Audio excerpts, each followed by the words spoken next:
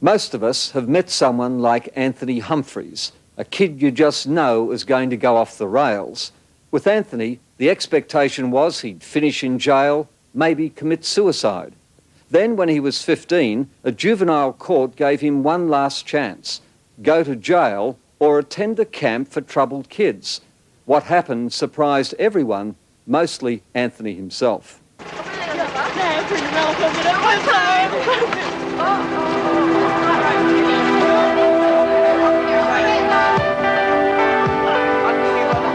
the rules are,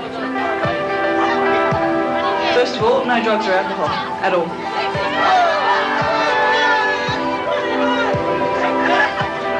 When they get on this bus, they are not off for a holiday. At the camp they're going to, there are rules and regulations. No boys in girls' rooms and no girls in boys' rooms. But for most of these kids, this weekend will be unique. They're about to experience love. Well, welcome everybody.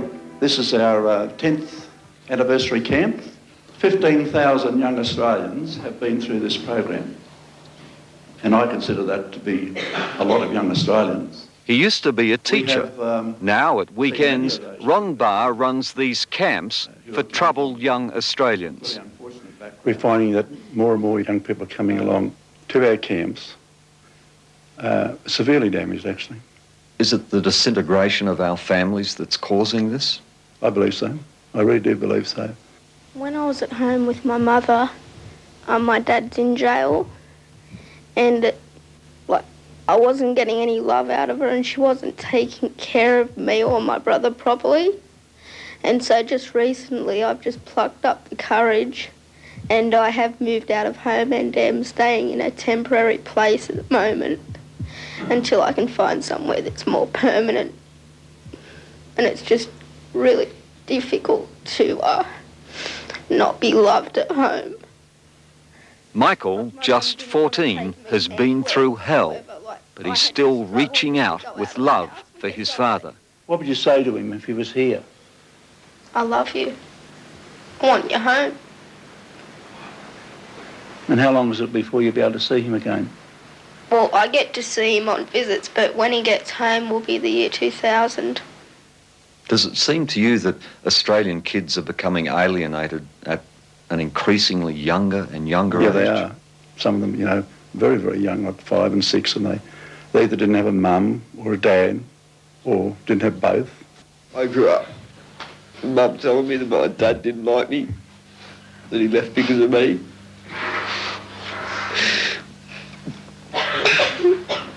And he left just after I was born. Nathan is 15 and has lived most of his life with the bitterness of a broken relationship. I used to believe what Mum said about him. Just until recently, the last couple of years, I've learned that it was just sort of like a cover-up. Because she didn't want me to get close to him. Now I've got close to him. And his kids. It's just finally good to find out what he's really, really like. And that he does care.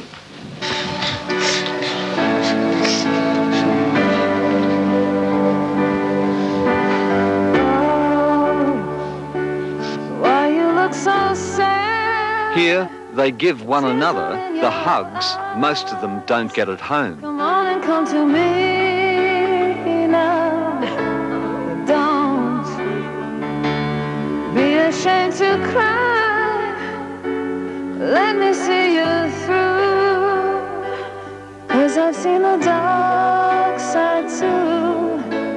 As well as expressing their feelings, they try to find a way to forgive their parents. Nothing you can I believe the best way of showing them that you want to trust them again is to forgive.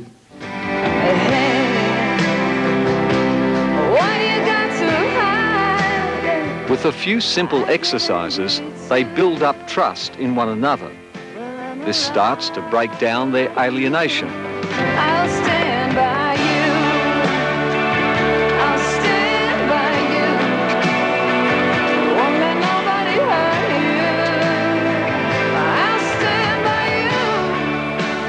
after a while, they begin to open up, to talk about the hidden bruises, like sexual abuse. I hated myself so much. I felt so much blame, so much guilt, because I felt so bad about myself, like it was my fault, you know. After spending 3 long weekends with kids like this, it was staggering for me to learn that about 3/4 of them have tried to kill themselves. The way I've coped with it is I build up walls and walls and walls and walls. Yeah, you get the message. Nothing really bothers me anymore. The alienation is understandable when you listen to how Anthony lost his parents when he was just a child. They both committed suicide with drugs, and she shot herself, but the reason she committed suicide was because of the drugs. So what do you, with all that in your background, what's your attitude to life? How do you see life? It sucks. In what way? Well, I don't care if I live or die, but I do care about other people. So what keeps you living? Nothing. I think the greatest abuse for Anthony was the emotional abuse. So why'd you change your mind? Because my life or someone else's life might make a difference just to one person. Was it the kids here at Youth Insearch who helped you change? Very much so. They showed that you could turn negative things into positive things, that you could use the disadvantage for an advantage. And I realised that, and I thought, well, I've had many disadvantages. I'm going to be the biggest positive thing ever. Anthony Humphreys is today a young man going places. Anthony recently was sent an invitation to go to Government House in Sydney to meet Governor Gordon Samuels. This is really an example of people who are here because they have achieved a great deal. It was an award ceremony for the outstanding young leaders of a movement that has helped over 17,000 Australian kids. Anthony Humphreys.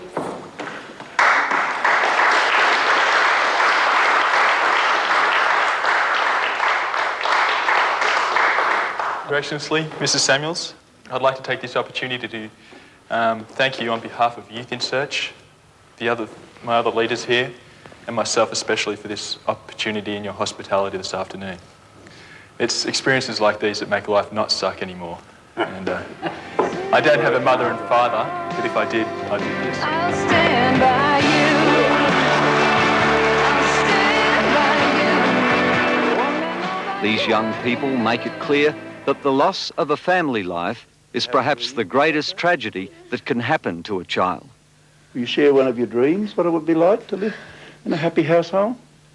Just have good meals every night, a nice house, a good backyard, muck around in the backyard with all my mates playing footy, come home and have lots of cuddles with mum, with dad, and my sisters, but it's never there. I'll stand by you. I'll stand by you. Won't let nobody hurt you. I'll stand by you. I'm very proud of who I am, and I'm glad to be part of Insearch, and hopefully will continue to be for as long as I can be. I believe that every person owes it to society to make some change during their lifetime, some contribution. And then you can come, when the end of the day does come, you can say, well, I think I've done something worthwhile. And I'll be very happy if I can do that. Won't let nobody hurt you.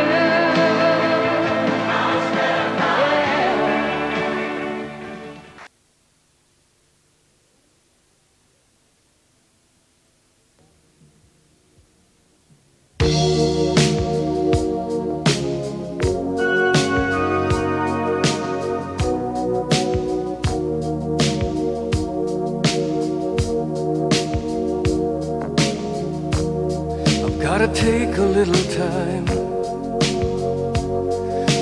time to think things over.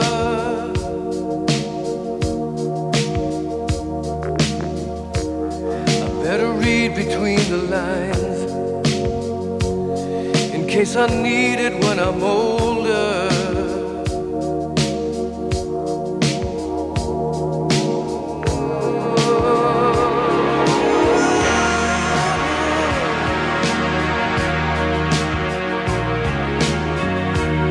Now this mountain I must climb feels like the world upon my shoulder. Through the clouds I see love shine. It keeps me warm as life grows colder. In my life there's been heartache and pain. I don't know if I can face it again. Can't stop now, I've traveled so far to change this lonely life. I wanna know what love is. I want you to show me. I wanna feel what love is. I know you can show me.